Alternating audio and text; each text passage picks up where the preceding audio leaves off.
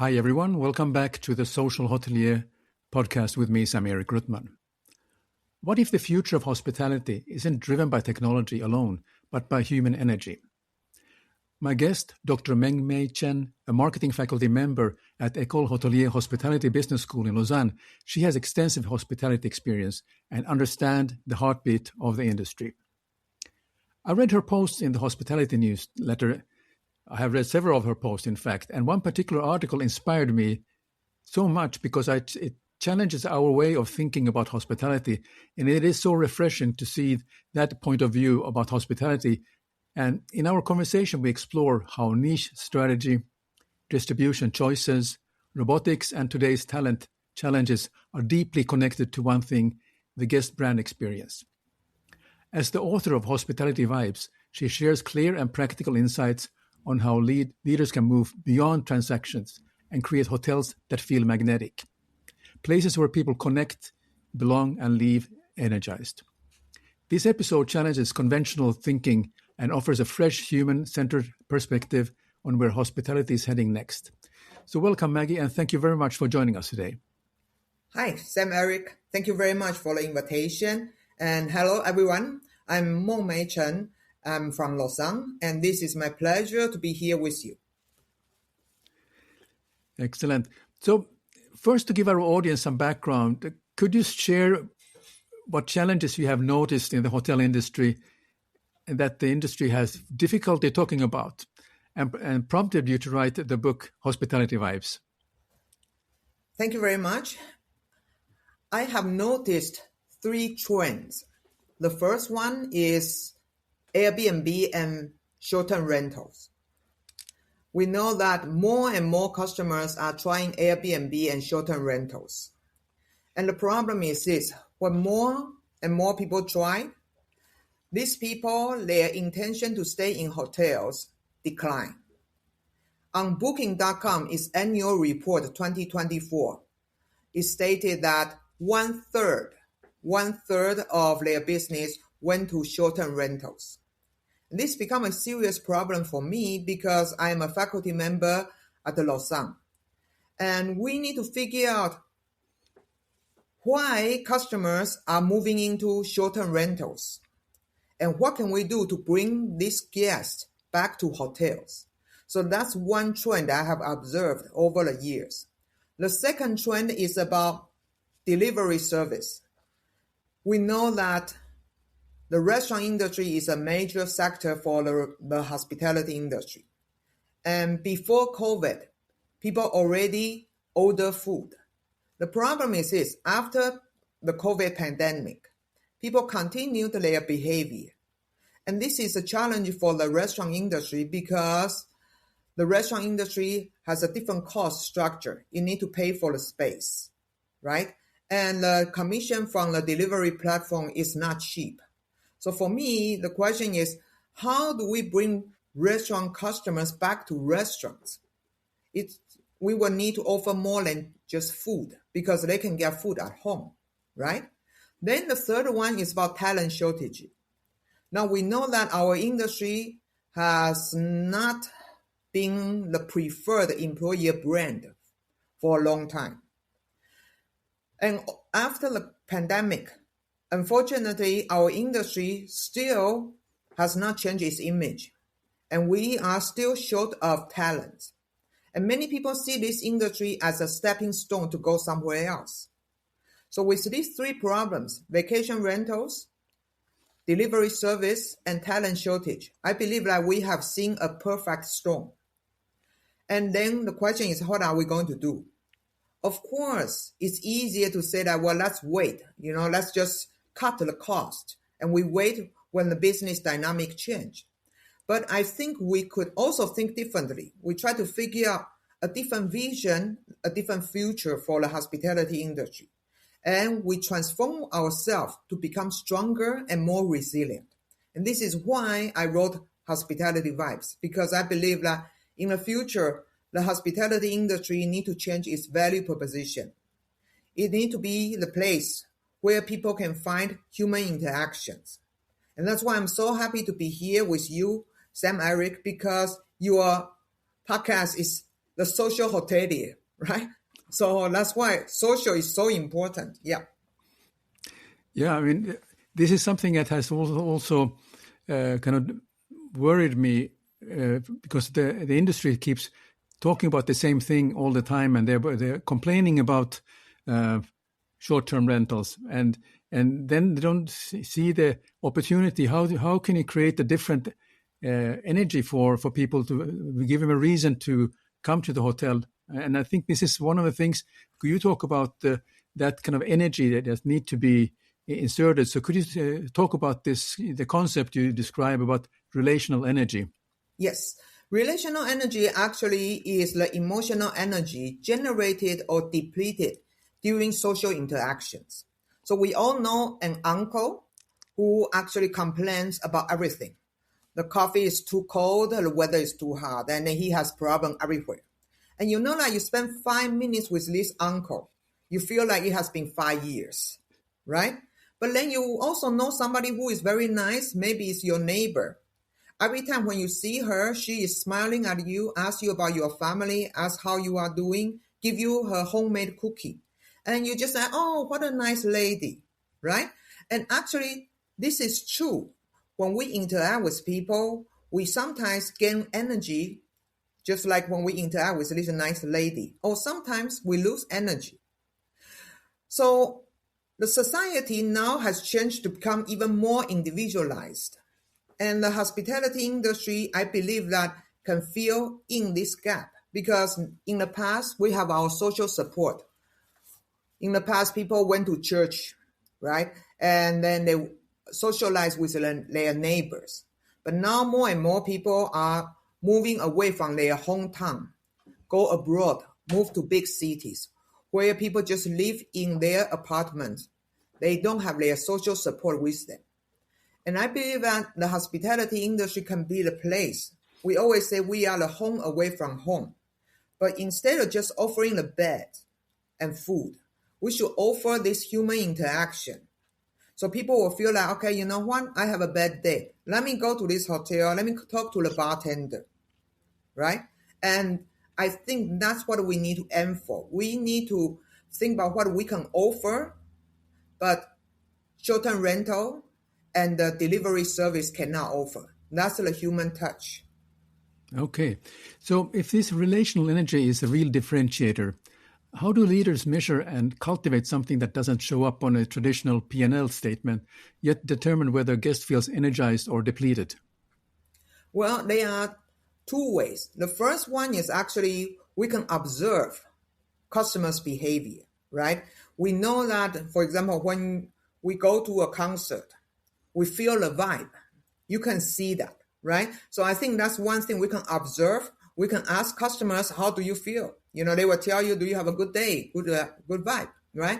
And on the other hand, you also know that, you know, the popular restaurants, it's very obvious that you can see how people interact with each other and people are having a good time. So I think that's the second part. I really believe that we can ask customers directly through survey to measure relational energy. Then we can also observe the result on our financial statement because the occupancy should go up. The number of guests should increase. And for restaurant, maybe the turnover will be a little bit lower because people are having so much fun together, right? But eventually, this will reflect on your P&L. And I always tell people that, you know what, think about this. When you want to pick a hotel or restaurant, you want to go to the popular one. You don't want to go to the one where nobody is there, right? So I think if you create this relational energy, you create a vibe, then this vibe will drive other people to join this because people want to be there. They don't want to miss a good party. Yeah, that's so true. I mean, working in my entire career in the industry, I learned to observe people, and sometimes you don't really have to say anything. You can see from their body language, from the measure, from the whether they are ready to have eye contact with you, and so on. So you can make a huge difference by kind of looking in the eye, and there's always about that magic 10 seconds where you can make the difference if people feel welcome to your place, isn't it? Exactly. And I really believe people appreciate that. Simply ask them, how was your day? Where did you go? What did you eat? Do you, anything I can help? Things like this. Even people don't need anything. They feel your energy. They know you care.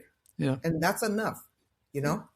But I also think that now when we are designing hotels, we are still living in the 18th century where we have this reception desk, like in a post office, which separating the guest from the staff. And I think we need to get away from all these frictions, physical frictions that actually in a way are creating this kind of a block between the guest and the staff. And I think the whole key about providing one of the great experiences to make it frictionless even before they arrive, that once they arrive, they start to feel at ease, and then they can set themselves in the mood of having a great experience that we are partly responsible to creating for them. I agree. I think, you mentioned a very good point. It's like, okay, even before, we can already show them something. So we know that almost every hotel send out at least 3 emails. The first one is to ask them to confirm the reservation. The second one is to sell the upgrade. The third one is to tell them that you can check in now, right? But you know that they all look like this. They all look exactly the same. So why don't we send something with a joke, with a photo? So put people in the right mood. Tell them that when you are here, guess what? At 3 o'clock, we have a cooking lesson. At 6 o'clock, we have a happy hour. And, adults and children are all welcome, blah, blah, blah. That really make people anticipate for this trip. Yeah. Yeah, exactly. You have also talked about something called themed experiences. Could you talk about that concept and what it means, and just give me some examples how you see that working in hotels? Very good. I really believe that in order to create vibe, we need to be disciplined. So what does that mean? That means we need to basically go for niche market. We cannot please everybody. We need to have the courage to say no to some customers, and we will focus on just some customers. So I have 2 examples, but the first one I want to talk about is something everybody is comfortable with, Lego. Many people play Lego, right? And I also know that Lego fans, they organize their meetups everywhere in the world. So I always wonder why hotels don't take these opportunities. They can host Lego meetup, right? So all the people who like Lego will come. They come and then they will have fun because they meet other people who love playing Legos. They like to discuss about Legos. And this vibe, positive energy, will be attached to your place. If you are disciplined enough to do this on a regular basis, let's say every month, okay, then you are going to build your reputation among Lego fans. I believe this is how we build a niche market. Some hotels, they use their physical design. So for example, I went to 25-hour hotels in Dubai. In their lobby, it's like a library. And as soon as I walked in, I was like, wow, I know immediately several of my friends will love it because it's like wall-to-wall novels. And I know my friends will enjoy spending several days there doing nothing, just enjoying novels. Yeah. And I think the hotel can do even better to have some activities for these book lovers. So for example, every night or happy hour, you can say everybody has 3 minutes to talk about their favorite book or favorite author. And the book lovers, they like to listen to each other. Maybe you like this book. Oh, I like this one very much too. But you know what? Another author also write like this. And this is how you start to create a vibe. Very good.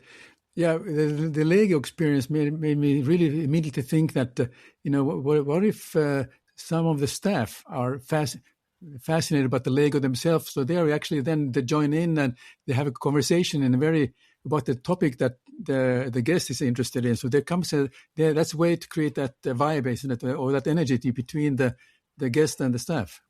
I agree with you totally. And this is why I believe that in order to solve the talent shortage problem, which we will discuss later, okay, but it's this. The employees, they need to change their roles from just providing service to become a host. So if employee is interested in Lego or in flower arrangement, we don't care, but they have this passion. We offer a stage for employees to show their passion. Then we know that employees will be much happier with their job. I really believe that's what we need to do. Totally agree with you. Yeah. Now, imagine this. What would happen if hotels stopped selling rooms and started curating tribes, bringing together like-minded communities through intentional programming rather than transactional amenities? I really believe that if hotels do it right, you know what? They don't need to worry about seasonality anymore. Why? Because people's passion to Lego, to golf, to ski, it doesn't have seasonality. People want to play golf as long as the weather is good. It doesn't matter whether it is a high season or low season, right? So I really believe that if we can develop our own niche market and we count on the like-minded people's love for their passion, then we no longer need to worry about occupancy seasonality.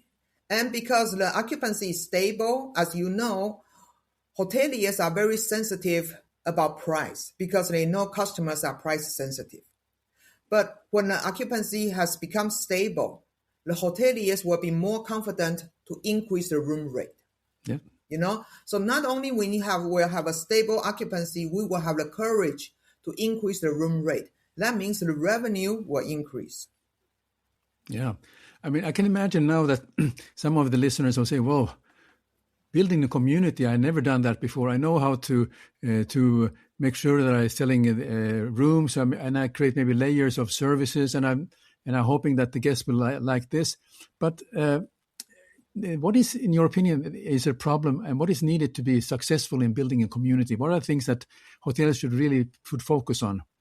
Okay, I think the first thing is this: we need to try different things. So for example, some hotels are already doing this.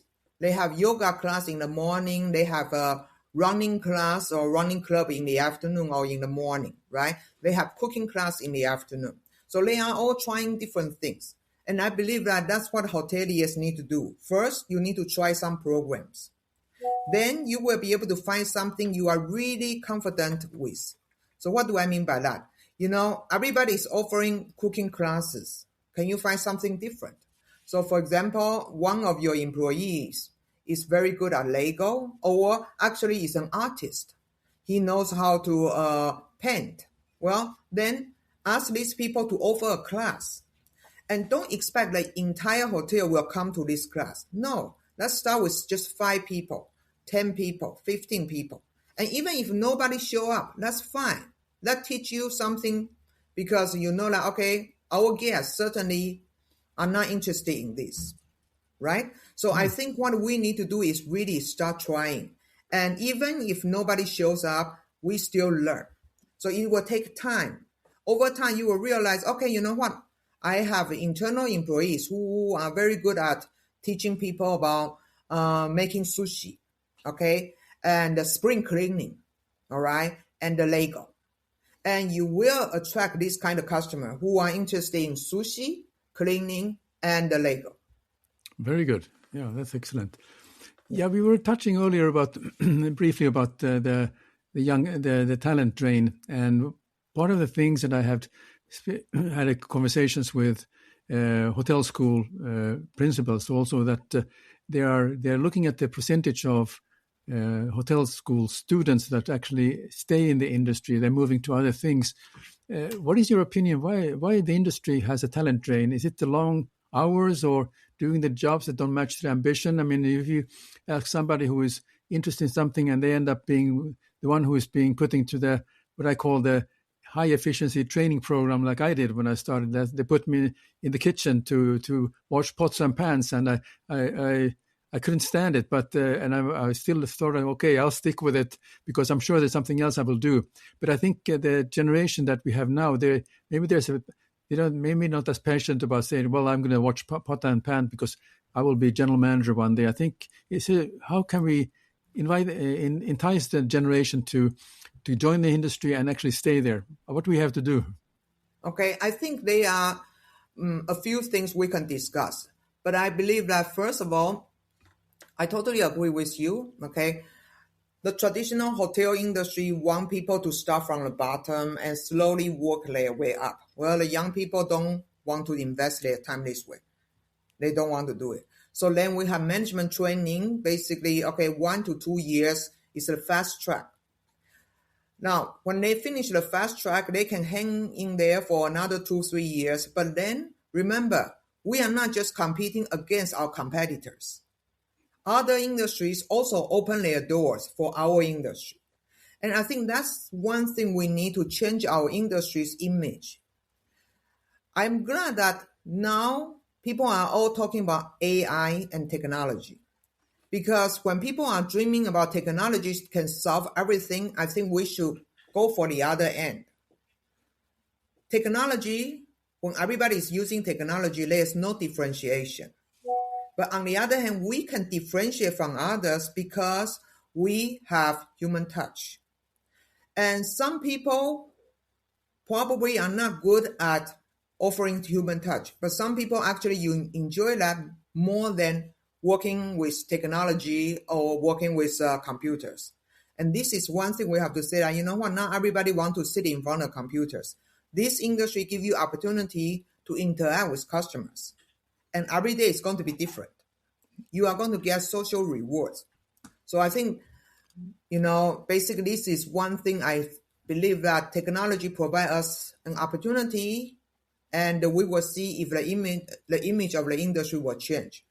But then another thing I want to emphasize is we need to treat our employees better. In the past, we always put our customers here, our employees here. Nobody wants to wake up and do this. They don't want to be the server. We need to change the social status. We all know that Ritz-Carlton say we are ladies and gentlemen serving ladies and gentlemen. But over time, it becomes like this. And I believe in the future, it has to change to this. Otherwise, people will not stay. And customers, I hope, over time also realize that when they are looking at their legal expert, sushi master, the way they treat our employees will be different from now. Because now I think it's this. If our social status can be improved, then I believe that we will be able to attract more young talent to join our industry. Yeah, very good. Yeah, I have just maybe just a couple of questions before we move into our next segment. Is that, and I always ask all my guests is, besides what we talked about, what other trends do you see happening in hospitality that the hoteliers should take note of now? I think there are 3 things. The first one is AI and technology have become like the solution for everything. I believe that is wrong. I really believe that is wrong, okay?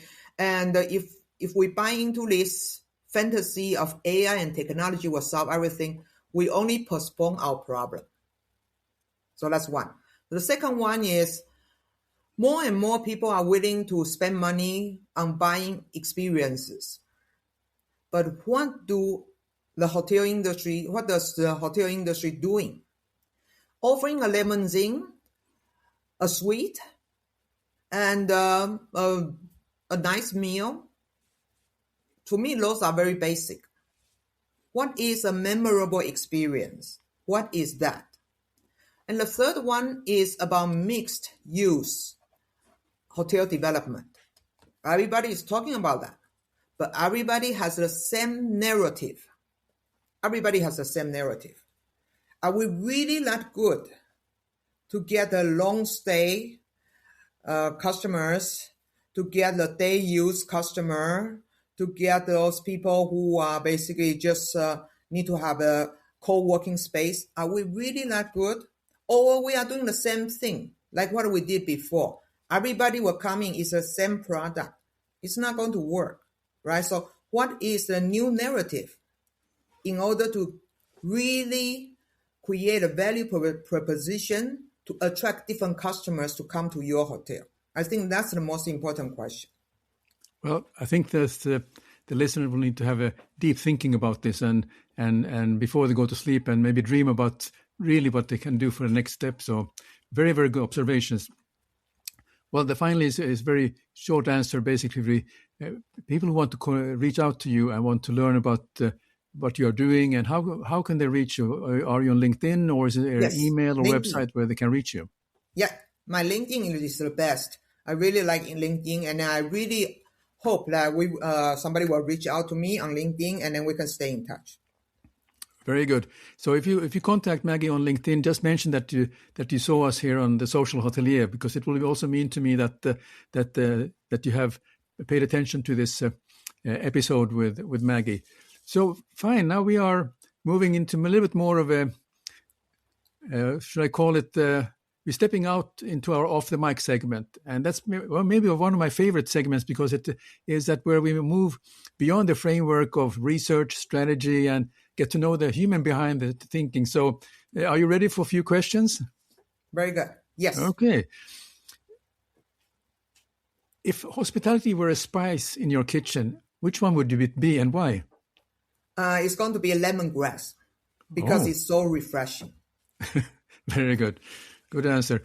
What's a belief about leadership you once held strongly that you completely outgrow? If you cannot measure it, you cannot manage it. I'm really tired of this because, this belief drives everybody's attention to what is measurable. Okay, but what is manageable is not the entire thing.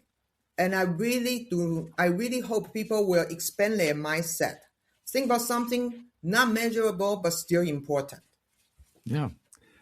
If you had to run a hotel designed only for one type of guest energy, introverts, visionaries, rebels, romantics, who would you choose? I'm going to choose introverts because I'm actually an introvert. But I really like spending time with other introverts. Okay. And then we go back to like-minded people, right? So I think it's actually quite easy to get us excited. Think about nerds. When nerds together, they are really happy together. So I think that's what I would do. Very good. And what's the most unacademic habit you swear by? I really like to take long-haul business class trips. Okay. I just enjoy it. I think, at the end of the day, I don't know why, but I feel like that's the time I really feel like being treated like a VIP. Very good. If your work had a soundtrack, what genre would dominate and what would surprise us? I cannot answer this question. This one is very good, but I don't have an answer for this. Yeah. Any particular music that you put on? Music. I'm very strange. I like to listen to natural sound.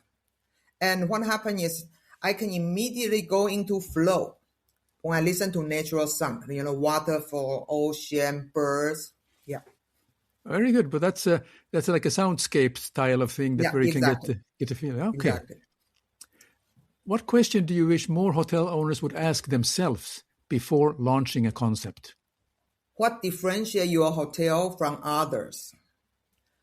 Where do you find employees? I really believe these two questions are so important, but most hotel developers, they just don't answer this honestly. Yeah, I mean, what happens is that they usually want to have a hotel design according to the type of hotel they like to say themselves. Exactly. Yeah. And they don't think about who will work for them. They think about they can steal it from somebody else. No, I don't think so. Yeah. If you could install one invisible behavior rule into every hospitality executive's mind, what would it be? I hope all the hotel executives will move away from lip service and really recognize each individual employee's contribution. So instead of generically say that, thank you very much, I'm really grateful for your service, they will say that, Sam-Erik, thank you so much for inviting me on this podcast. So it's specific addressing an individual for specific behavior. If an if an executive can do things in this way, that will touch the employee's heart. I really hope more executives will move away from their laptops or mobile phone and just observe their employees and give them this kind of small feedback on a regular basis. That will make their employees feel so recognized and feel so happy. Very good. What's something you're deeply curious about right now that has nothing to do with your field? Health. Yep. Right? Something we take for granted, but actually we need to think about it, because when you don't have it, your life change, right? Yeah, that's so true. Yeah, I mean, this is something that is on my mind quite often these days. I mean, I never thought I would live forever, but you have to be reality check that one of these days. And you have to just observe your body and try to give a healthier life and a more positive mindset to what you're doing. And this is one thing I want to say, that, when we think about what to make people happy, right? Most people think about the next promotion, the next salary increase, right? The next title. But at the end of the day, what makes people happy? Health. That's right. And the good relationships with your loved ones, right? So I think if you think about this too, you cannot spend any money to get it. And they are the most precious things. It's free, okay? But you need to work on that. Very good. Well, thank you, Maggie. This was very interesting answers, and we know a little bit more about you. So that was very, very nice.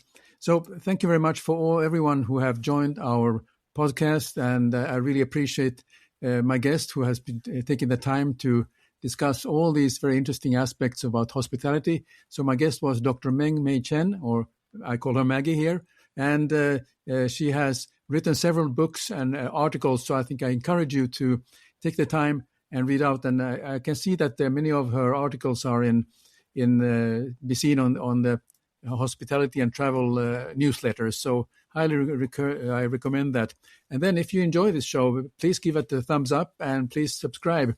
And if you listen it as an audio version, as a podcast, then please leave your comment. That will mean the world to me. So thank you very much again, and see you next time, and let's stay tuned. Thank you. Thanks for joining us this week on the Social Hotelier Show. Make sure to visit our website, the Social Hotelier Show, blueberry.net, where you can subscribe to the show in Apple Podcast, Spotify, Google Play, or via RSS, so you never miss a show. While you're at it, if you find value in this show, we appreciate a rating in Apple Podcast. Or if you simply tell a friend about the show, that will help us out too. Be sure to tune in for our next episode.